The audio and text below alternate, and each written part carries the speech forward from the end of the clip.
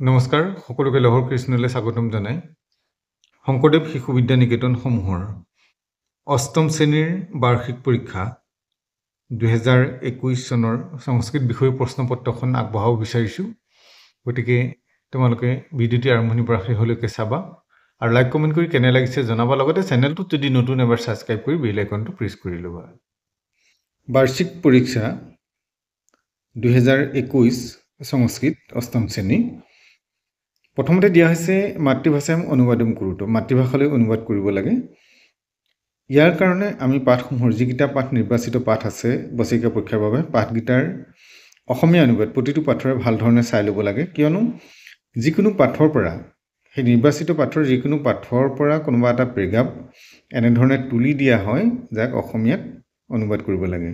গতিকে পাঠসমূহৰ প্ৰতিটো পাঠৰ অসমীয়া অনুবাদ ইতিমধ্যে আমি আগৰ ভিডিঅ'ত আগবঢ়াই গৈছোঁ, তোমালোকে সেইখিনি চাবা।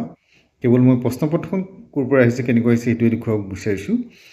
প্ৰথমতে দিয়া আছে সমস্ত খনিজই পৰিপূৰ্ণ ঝাৰখণ্ড প্ৰদেশে প্ৰকৃত্যাহ অংকে বিৰাজমান উন্নিহাতু নামক এক গ্ৰাম হস্তি। গতিকে এই পাঠটো ক'ৰ পৰা আহিছে? ভগৱান বিৰচা মুণ্ডা পাঠটোৰ পৰা। গতিকে এই খণ্ডটো তোমালোকে চাবা।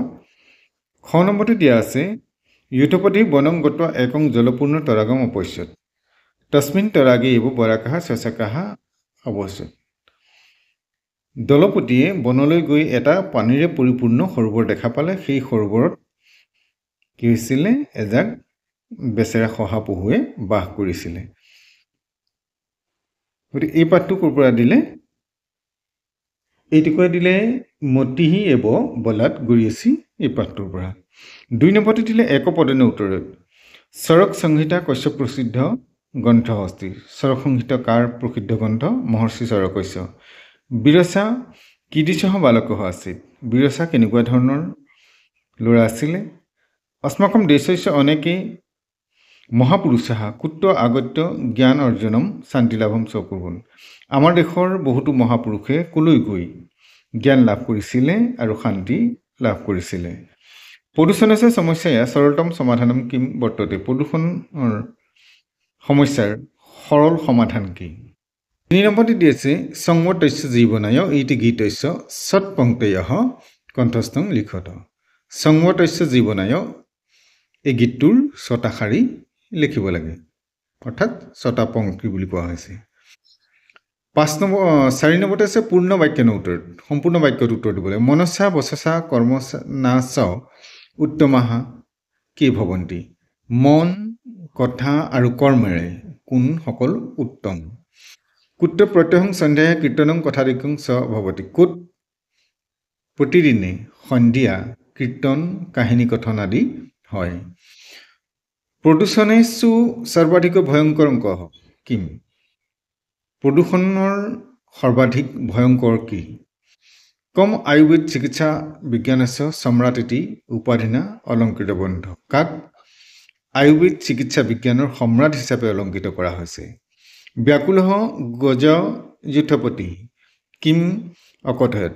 ব্যাকুলিত হৈ হাতীৰ দলপতিয়ে কি কৈছিলে? মহৰ্ষি চৰকস্য বিষয়ে পঞ্চবাক্য লিখত। 5 নম্বৰতে দিলে মহৰ্ষি চৰকৰ বিষয়ে 5টা বাক্য লিখিব লাগে। তাৰপিছত দিলে খালী ঠাই পূৰ কৰিবলৈ মাতাভূমি পুত্তু অহম পৃথিৱ্যাহ। তাৰমানে এইকেইটা ক'ৰ পৰা দিছে? চুক্তৰ পৰা। শ্ৰীলং পৰম ভূষণম সাহসে খলু শ্ৰীবসতি য়েন গতঃ সহ পন্থঃ। ক'ৰ পৰা দিলে? মহায়নো য়েন গতঃ সহ পন্থঃ। ইয়াৰ কাৰণে আমি কি কৰিব লাগিব? অন্ততঃ 5টা চুক্তই মুখস্থ ৰাখিব লাগিব। তাৰ পৰা হয়তো খালী ঠাই দিব, নহ'লে 5টা চুক্তই লিখা বুলি প্ৰশ্ন আহিব। 7 নম্বৰ দিছে প্ৰশ্ন নিৰ্মাণ কৰোঁতো। প্ৰশ্ন নিৰ্মাণ কৰিব লাগে। প্ৰশ্ন নিৰ্মাণ কেনেকৈ কৰিব লাগে? বিশ্বনাথস্য মন্দিৰম অতীৱ প্ৰসিদ্ধম। বিশ্বনাথস্য এই ৰেখা অংকন কৰা শব্দটো সলনি কৰিব লাগিব। কস্য মন্দিৰম অতীৱ প্ৰসিদ্ধম। এইটোত আচলতে শেষত প্ৰশ্নবোধক চিন দি দিছে। প্ৰশ্নবোধক চিন হ'ব নালাগে, আমি পিছতহে তাক প্ৰশ্নবোধক চিন দিব লাগে। অত গৃহে গৃহে সংস্কৃত ভাষায়াः প্ৰচাৰः अस्ति। অত গৃহে গৃহে কস্য প্ৰচাৰः अस्ति। গজান দূৰং কৰিষ্যামি। কান দূৰং কৰিষ্যামি। সন্ধি সন্ধিছেদং ৱা কুৰুত সন্ধি ভাঙিব লাগে আৰু জোৰা লগাব লাগে সংসাৰে যুগস্মিন কুত্ত যুগ অপি মহোদয়স্য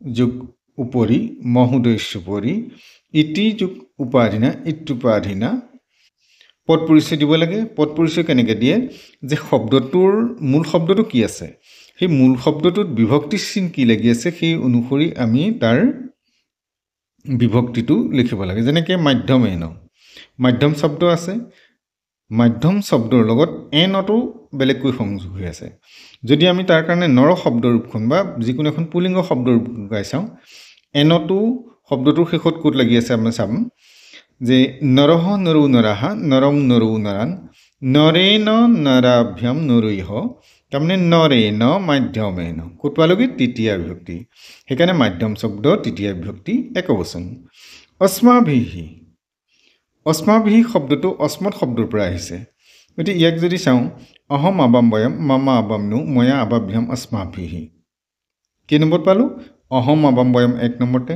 মামা আবাম নো অস্মান্ন ময়া আবাভ্যাম অস্মাভিহি তৃতীয় বিভক্তিৰ বহুবচন অস্মৎ শব্দ তৃতীয় বিভক্তি বহুবচন উদ্যোগানাম নৰস্য নৰৈ নৰানাম নৰ শব্দ যদি গাওঁ নৰস্য নৰৈ নৰানাম নামনে উদ্যোগানাম ষষ্ঠী বিভক্তি বহুবচন সেইকাৰণে তোমালোকে কি পদ পৰিচয় দিয়াৰ কাৰণে আমি শব্দৰ ওপৰত সহায় ল'ব লাগিব পুলিংগ শব্দৰ ওপৰৰ কাৰণে নৰখন গজখন দেৱখন তোমালোকে চাব পাৰা তেনেকৈ স্ত্ৰীলিংগৰ কাৰণে বালিকা লতা এনেকুৱা ধৰণে চাব পাৰা এনেধৰণে চাই পেলাই শব্দৰ ওপৰত সহায়ত পদ পৰিচয় দিয়া হয় আৰু কেতিয়াবা ক্ৰিয়াপদ যেতিয়া দিয়ে তেতিয়া আকৌ ধাতুৰ ওপৰত সহায়ত কোনটো ভাগৰ পৰা আনিছে তাৰ পুৰুষ কি বচন কি সেইটো উল্লেখ কৰিব পাৰোঁ 10 নম্বৰতে দিলে সংস্কৃত কালবোধক শব্দানিৰ্ণয় সংস্কৃতত শব্দটো লিখিব লাগে যেনে 7:30 বুলি লিখা আছে 7:30 PM অৰ্থাৎ PM মানে আমি সন্ধ্যা সময়টো ধৰিলোঁ ৰাতটো সাৰ্ধ সপ্ত বাদনম PM লেখাৰ কাৰণে আমি ৰাতটো লিখিলোঁ আকৌ 9:45 বুলি কওঁতে আমি লিখিব লাগিব পাদুন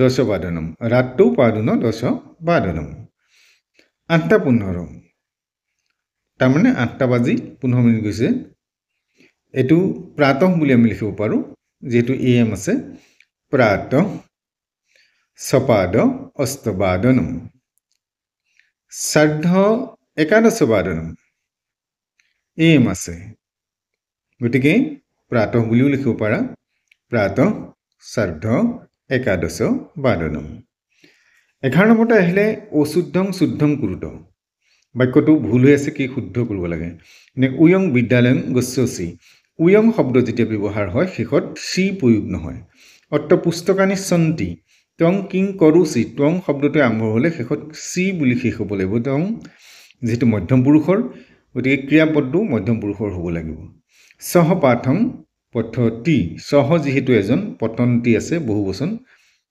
তেনেধৰণে এতিয়া প্ৰথমটোত উয়ং বিদ্যালয়ং গচ্ছথ